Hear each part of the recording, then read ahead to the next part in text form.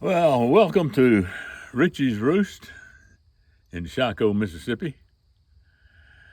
We're coming to you from downtown Shaco, where I have been trying for the last 15 minutes to get in a shady spot so I didn't have the sun in my eyes.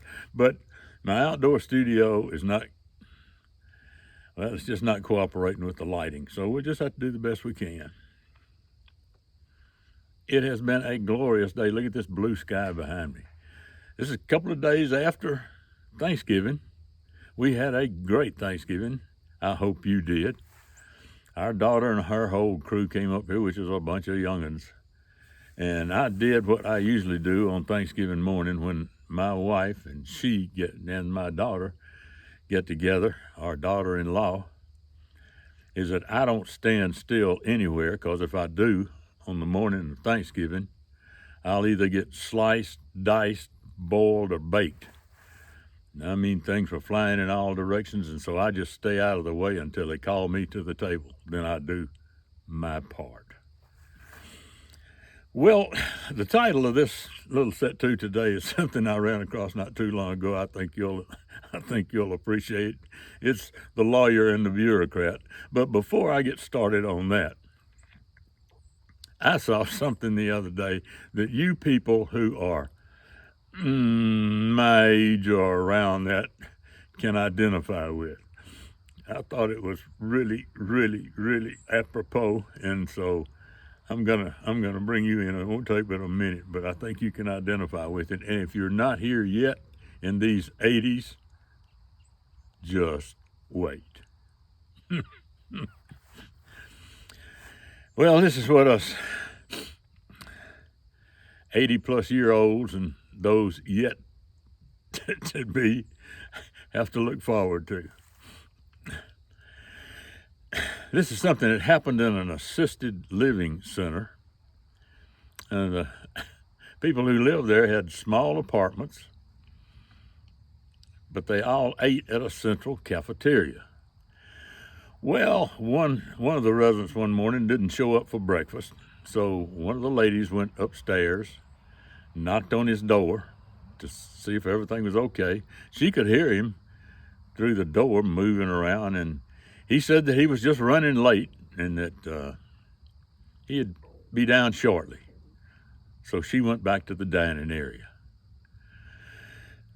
Well, about an hour later, he still hadn't showed, so she went back up toward his room on the stairs, but he was coming down the stairs, and he was having a heck of a time.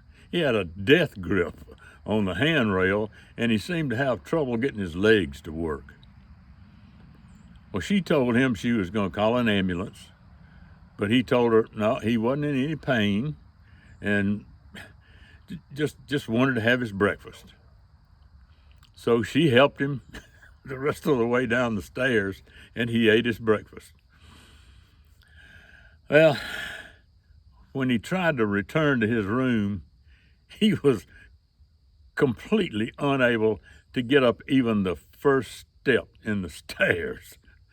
So they called an ambulance for him. A couple of hours later, she called the hospital to see how he was doing. And the receptionist there said he was fine.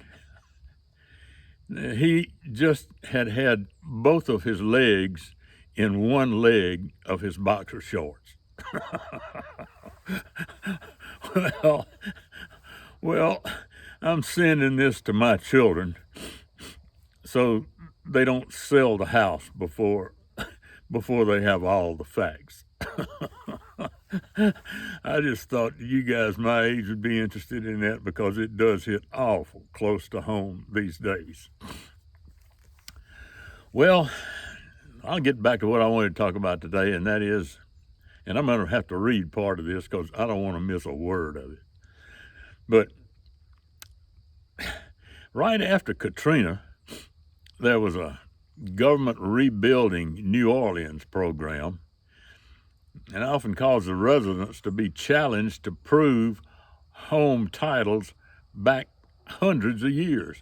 And the reason for that was that because The community history existing back over 2 centuries in New Orleans had families that had passed it down for generations. Others had bought it and resold it. And New Orleans was just kind of an interesting place to have property passed along, whether by sale or by or by giving it to the children when it was time to do that. So in one case, a New Orleans lawyer sought an FHA rebuilding loan for a client. He was told the loan would be granted upon admission of satisfactory proof of ownership of the parcel of property as it was being offered as collateral. Well, it took the lawyer 3 months, but he was able to prove title to the property dating back to the year 1803. And after sending the information to the FHA, he received the following reply. Now I'm going to read the rest of this because I don't want to mess it up.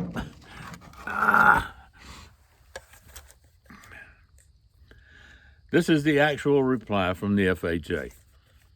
Upon review of your letter adjoining your client's loan application, we note that the request is supported by an abstract of title.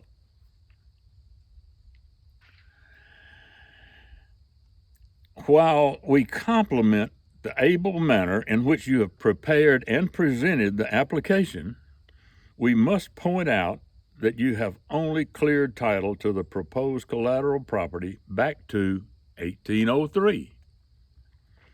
Before final approval can be accorded, it will be necessary to clear the title back to its origin.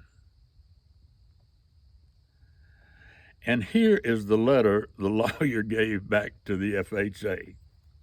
This is their actual response, his actual response. Your letter regarding title in case number 189156 has been received. I note that you wish to have proof of title extended further than the 206 years already covered in the present application.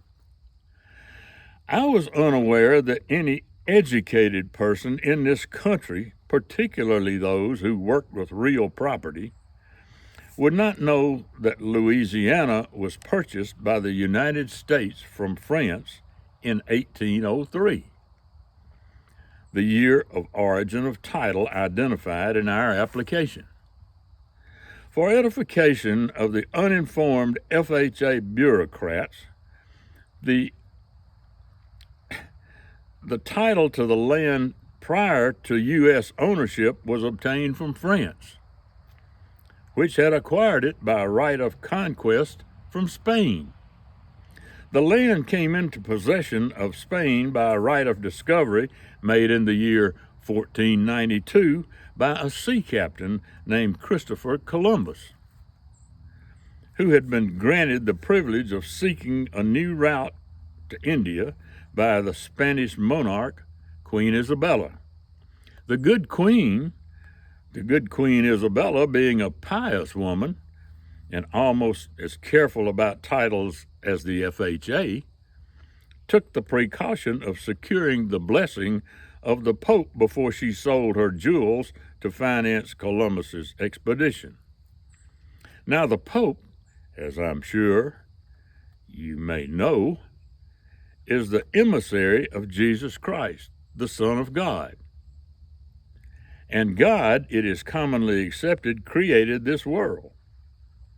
Therefore, I believe it is safe to presume that God also made that part of the world called Louisiana. God, therefore, would be the owner of origin, and his origins date back to before the beginning of time. Before the beginning of time and the world as we know it, and the FHA. Let me read that sentence again just so that you get what it says. I believe it is safe to presume that God also made that part of the world called Louisiana. God, therefore, would be the owner of origin, and his origins date back to before the beginning of time, the world as we know it, and the FHA. I hope you find God's original claim to be satisfactory. He said, now, may we have our expletive deleted loan. The loan was immediately approved. Sometimes the white hats win. In this case, it was. And I thought that'd be of interest to y'all. We needed some little light after Thanksgiving. So I hope you had a great Thanksgiving, and I'll see you again when we get together next week. I'm Jim Ritchie, and I'll see you again next time.